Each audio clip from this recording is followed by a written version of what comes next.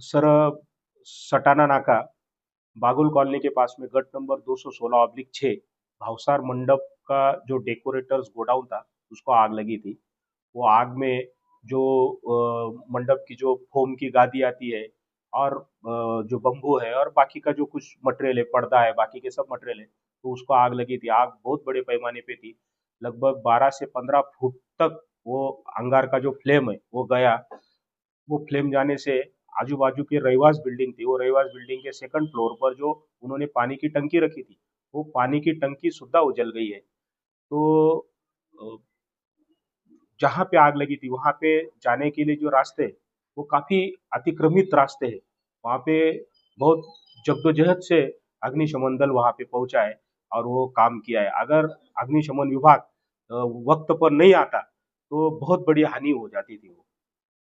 आग लगने की वजह कितने नुकसान हुए थे अंदाजा? लगभग आग लगने की जो वजह है, तो वहाँ पे उनका ऐसा कहना था कि हम सब लाइट वगैरह ऑफ करके रखे थे। अब वो हम एक इन्वेस्टिगेशन करेंगे कि काय से फायर हुआ है। और नुकसान तो उसका मंडप का जो साहित्य था वो पूरा जल गया है। तो ऐसे धूप की वजह से जो टेम्परेचर बढ़ रहा है, तो कितनी घटनाएं ऐसी हुई होंगी, आपको कॉल कितनी? सर, धूप की वजह से लगभग जो है तो ये 2 दिन में कम से कम 25 से 30 घटनाएं मालेगांव शहर में हुई है। और आसपास का जो जैसे अभी चालीसगांव नगर पालिका है तो वहाँ भी अपन सेवा दिए। कल वहाँ पे मिर्ची का एक गोडाउन था, वो बहुत बड़ी आग लगी थी। वहाँ पे तत्काल अपन एक अग्निशमन वाहन दिए है, वहाँ की भी आग अपन कवर किए है। लगभग क्या है कि धूप होने की वजह से स्पॉन्टेनियस इग्निशन टेम्परेचर बोलो या निकेड फ्लेम बोलो या ओवर हीटिंग बोलो, इस वजह से आग लगने के बहुत काफी चांसेस होते हैं।